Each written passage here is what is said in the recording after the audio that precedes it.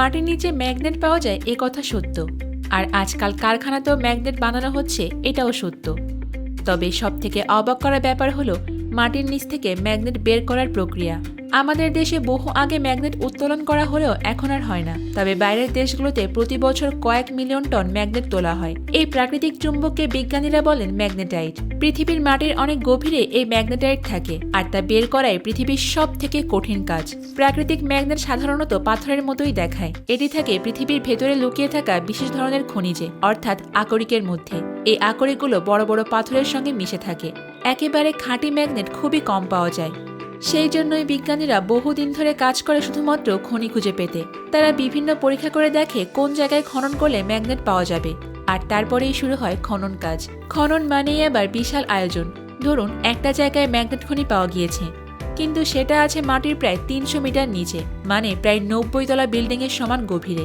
এত নিচে পৌঁছানোর জন্য প্রথমে উপরের সব স্তর সরাতে হবে। তারপর ড্রিল মেশিন দিয়ে বহু গভীরে গর্ত করা হয়। প্রতিটা গর্ত প্রায় ১৬ মিটার লম্বা, যা প্রায় ৫ তলা বাড়ির সমান। এই গর্তগুলোর মধ্যে বসানো হয় শক্তিশালী বিস্ফোরক। সবাই নিরাপদ দূরত্বে চলে যায়, আর তারপরে রিমোট কন্ট্রোল দিয়ে বিস্ফোরণ ঘটানো হয়।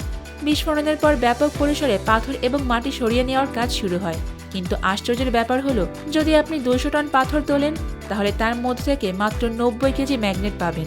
আর এরপর ওই পাথর নিয়ে যাওয়া হয় ফ্যাক্টরিতে। ফ্যাক্টরিতে প্রথম ধাপ হলো পরিষ্কার করা এবং বাছাই করা। খনন করা ম্যাগনেটের মধ্যে অনেক সময় মাটি, বালি এবং অন্যান্য অপরিষ্কার পদার্থ থাকে, তাই প্রথমে এগুলোকে ধুয়ে পরিষ্কার করা হয়। এরপরে ম্যাগনেটকে শক্তির ভিত্তিতে আলাদা করা হয়। শক্তিশালী ম্যাগনেটগুলোকে আলাদা এবং দুর্বলগুলোকেও আলাদা রাখা হয়। এই ধাপটি খুবই গুরুত্বপূর্ণ, কারণ শক্তিশালী ম্যাগনেট পরে বিভিন্ন প্রযুক্তি ও শিল্পে ব্যবহৃত হয়। এরপর আসে ভাঙার ধাপ। বড় বড় পাথরের মতো ম্যাগনেটকে বিশেষ যন্ত্র দিয়ে ছোট ছোট দানার আকারে ভাঙা হয়। এই ছোট দানাগুলোকে পরে প্রেসিং এবং সেন্টারিং এর জন্য প্রস্তুত করা হয়। প্রেসিং ধাপ হলো সব থেকে গুরুত্বপূর্ণ ধাপ। এখানে ছোট ছোট দানাগুলোকে একটা ছাঁচে ভরে দিয়ে ভারী প্রেসে চাপ দেওয়া হয়। এই প্রেসের চাপ এতটাই শক্তিশালী যে ছোট ছোট দানাগুলোকে একসাথে জড়িয়ে একটা শক্তিশালী ব্লক তৈরি করে।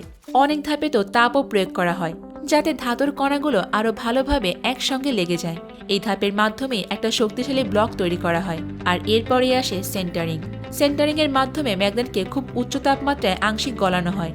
এতে ম্যাগনেট আরও বেশি শক্তিশালী হয়। এরপর ম্যাগনেটকে কেটে কেটে বিভিন্ন আকারে তৈরি করা হয়। তারপর আসে ম্যাগনেটাইজেশন। এই ধাপে ম্যাগনেটকে শক্তিশালী চুম্বকের ক্ষেত্রের মধ্যে রাখা হয়, যাতে করে তারা আরও বেশি শক্তিশালী হতে পারে। ম্যাগনেটাইজেশনের পরে এটি আবার পলিশ ও কাভার করা হয়। বিশ্বের সবচেয়ে বেশি ম্যাগনেট উৎপাদন করে চীন। চীন সারা বিশ্বে প্রায় ৭০% চুম্বক সরবরাহ করে। বিশ্বের সবথেকে বড় ম্যাগনেটও বাস্তবে আছে। এটি একটা গবেষণাগারের জন্য তৈরি করা হয়েছিল, যার ওজন প্রায় ৩.৫ টন। এই ম্যাগনেটটি বিশেষ উদ্দেশ্যে তৈরি করা হয়েছিল এবং এর ৮ কিলোমিটারের মধ্যে কোনো লোহাজাতীয় জিনিস ঢোকা সম্পূর্ণ নিষিদ্ধ। চলুন তাহলে এবার আপনাদেরকে বলি কারখানার ম্যাগনেট কিভাবে তৈরি করা হয়। কারখানায় বানানো ম্যাগনেটকে বলা হয় কৃত্রিম বা সিনথেটিক ম্যাগনেট। এটি তৈরির জন্য মূলত লোহা, নিকেল, কোবাল্ট এবং অন্যান্য মিশ্র ধাতুর ব্যবহার করা হয়। প্রথমে এই ধাতুগুলোকে সূক্ষ্ম পাউডার আকারে মেশানো হয়। এরপর পাউডারকে চাপ দিয়ে ব্লক বানানো হয়, আর তারপরে একই ধাপ অনুসরণ করা হয়: প্রেসিং, সেন্টারিং, কাটিং, ম্যাগনেটাইজেশন এবং ফিনিশিং।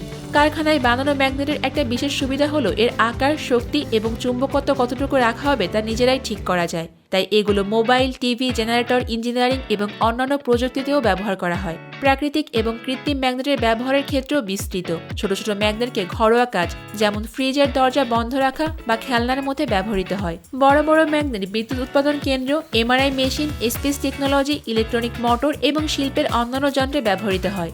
বর্তমান সময়ে তো চুম্বকের চাহিদা দিন দিন বাড়ছে, তাই প্রাকৃতিক ম্যাগনেটের পাশাপাশি কৃত্রিম ম্যাগনেট উৎপাদনও দ্রুত বৃদ্ধি পাচ্ছে। ম্যাগনেট উৎপাদনের এই পুরো প্রক্রিয়াটি শুধু প্রযুক্তিগতই নয়, বরং ধৈর্য ও সঠিক পরিকল্পনার উপর নির্ভরশীল।